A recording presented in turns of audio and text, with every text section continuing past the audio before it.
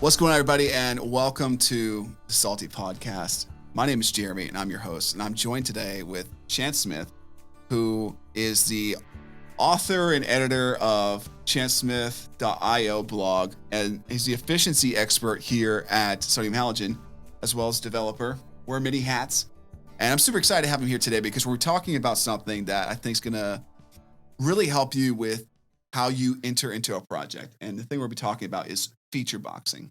Yes. So give us like a really high level view of what feature boxing is, and then we'll dive into the details of how do I feature box and how does it help my company.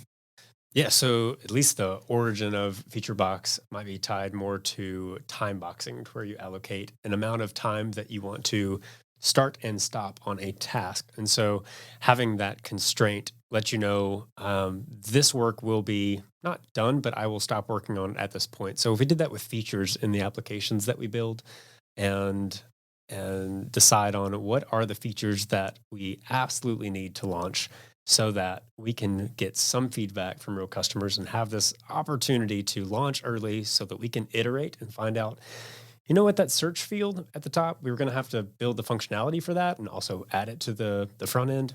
Maybe it's not absolutely necessary, and they can continue to scroll and find what they need without that. Maybe it's filtering. Let's remove that for now. But let's have the sidebar in the navigation, and let's show the table of all the data, and then let's figure out how to narrow in on that data later. But we can start on some pretty simple views, some pretty simple features, and launch that first. So I feel like we can't really get into this conversation without first having the conversation of the waterfall. Yes. So tell everybody out there, know waterfall, best I can understand it is people are like, I want this full application. I know all the features I want for it, and I know exactly what my customer wants. So I'm just going to dump out an entire application without any user testing. Is that correct, or am I So the origin of waterfall is the idea that leadership or product owner makes all the decisions of what they want. Mm-hmm. Design makes all of the design decisions based on those wants and needs, and they are not responsible for researching anything further up the food chain. The product owner knew everything, made all the decisions. The designer's just doing what they're told. And then design's going to hand it to development, and development doesn't get to make any of those decisions. They're not in part of the process leading up to the development. So everyone just like all the thinking was up top, and everyone further down the chain is less responsible, has less flexibility in what the end product's going to be. And what's wrong with that? So if I'm the person putting out the money, shouldn't I just make all the choices right at the top? Not from. I mean, no. I mean the product owner knows the customer the best, and at least the one that's going to be paying for it probably knows that customer the best. But there's so much more expertise down that chain. So why not bring those people together and have them work together in unison until a launch date? Yeah, I can see where that could be. So if I go to the barber, I'm kind of like, listen, I want this kind of haircut. This actually happened, and this is a really funny story only because I am now completely bald. And but I went to the barber, and I was like, listen, I want a flat top. Oh my goodness, this is the 90s, right? And it was the rage, and I just went to the barber. I was this little kid, and I said, I want a flat top, and I had really silky smooth hair, and I knew exactly what I wanted. And he looked at me and said, you cannot have a flat top. That's not going to work for you. It's going to look terrible. You may think that's the look you want, but that's not what is available to you. And so his expertise actually helped me make a better decision for my haircut. I thought I knew exactly what I wanted, but he knew more about that subject than I did. Mm-hmm. And so it looks like in the same way, we kind of want, just to inform you, the why behind feature boxing is, A, what's super, super important and vital, and then B, you can get what you want, but let's get what we need first. Yes. And so we dive into feature boxing, and it starts with a sketch. Why is that? Yeah. So it's a whole lot easier to resketch than to open up the design tool or to open up the code editor and then decide again how much needs to change when you have to go move all that code all over again. So sketching's easier, and we can hopefully have a conversation about what we think we should build further. We can iterate the sketch or start moving in development or design by just doing a quick sketch, having a conversation, and then decide should we continue or what needs to change. Okay, now I know at some point during this you put out this drawing of the awesome Ferrari, and then you strip it down to we need an engine, we need a steering wheel and a seat and a wheel. That's how you get going. At what point in time do you take this awesome sketch and start whittling it down? I think from the very beginning. Okay. Once you've got that first sketch, we know that at some point that sketch represents what we need to build. And then the next question is, how do we feature box? How do we put that constraint on so that we're not going to build everything in the sketch, but we can have our first release. It may not be ready for prime time and the user's willing to pay for that amount of value, that the number of features tied to the value, but we can at least start launching, start releasing parts of that sketch, and then decide what is of the greatest value to get us closer to having a deliverable, a product worth purchasing, or a product ready to give to an internal team, I guess. Okay, so we get to use it earlier than if it was just a fully functioning thing. We found just a bunch of stuff we don't need. Yes.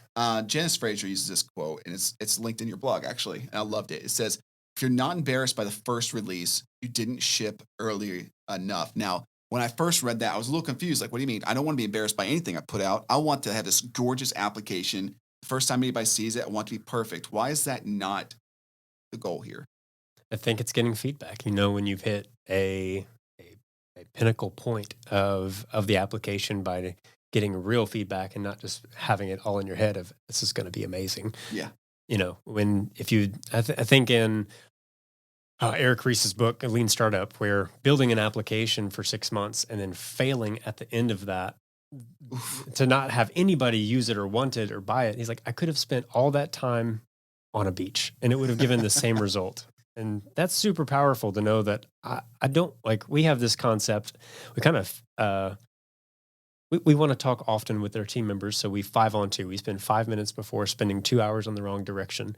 And that helps us save time to make sure like we just had a meeting just 10 minutes ago Right. with the team and figuring out what's going to be the plan for next week. And Brantley, one of our developers, him and I had a conversation where the task he was going to work on, we realized that after talking through it, it didn't need to happen. And he didn't even have to spend that time whatsoever. It was just something we can do later or talk to the customer and see if it's worth doing it to them for the next version, next release.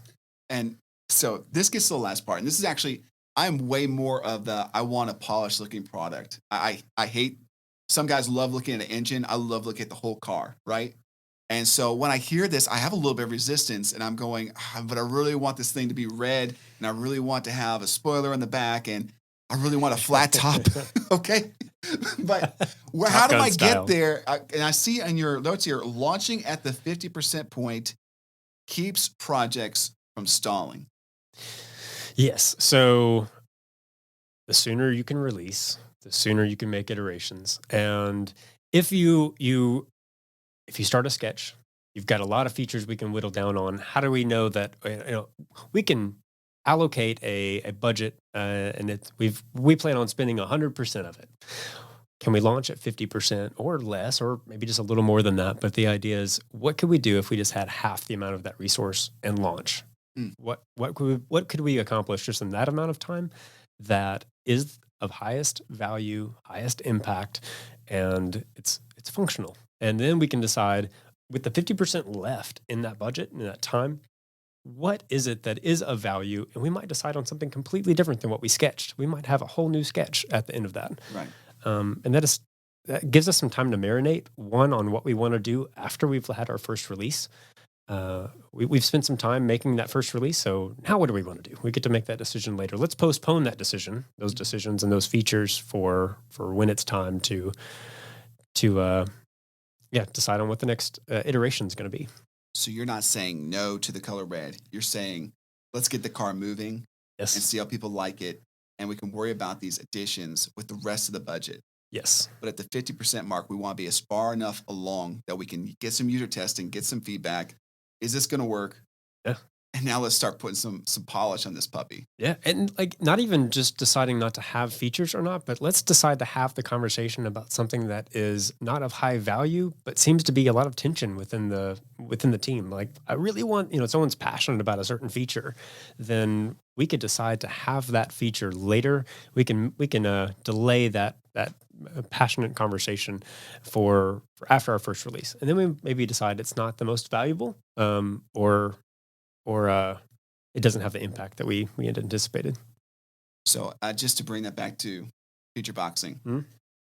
the very first thing we talked about was not having a waterfall, but bringing in other expertise so that you can bring your project and create it the way it needs to be. You don't Mhm. know everything. You're not the expert in everything. Right. Me getting a flat top, that guy could have given me a flat top.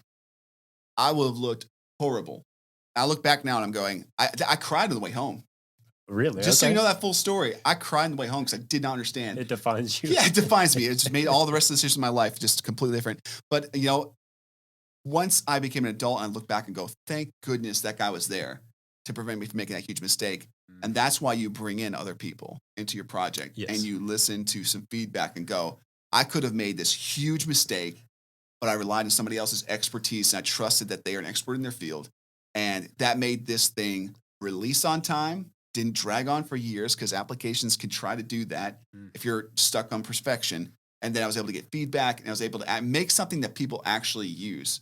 And that is what feature boxing can provide. Yes. And in relation to this guy kind of speaking into your life just through the haircut is, we do this too. We will hire experts to help us get ourselves, our team, our development, or our design out of a bubble that we are not just reliant on the conversations we have internally, and Right. hopefully reaching out for a blog post that's going to save the day, some course content, or even a conference. But really, just hiring somebody to get some insight from adding some extra skill set or knowledge from outside of your team and helping infect your team in some way that is beneficial to a project. And hopefully it just pays off in dividends because of how you change your work and other projects. Chance, I really appreciate your time today, my friend. Yeah. How can people get a hold of you? Yeah. Find me on Twitter, Chance_Smith, and chancesmith.io, I guess is another topic. I've written some on sodium halogen, so sodiumhalogen.com is still a great way to reach us all. And we'll put in the comments or in the article here where you can find some of our insights and just check out some of the work we've done. I really appreciate your time, my friend. I hope you at home will try out feature boxing. Draw out what you think you need and strip out anything that's not necessarily needed. And just watch how much easier your flow gets, and you can iterate off of that. Guys, it's been a real pleasure talking to you. My name is Jeremy. This is Chance, and we'll catch you guys next time. Thanks, Jeremy.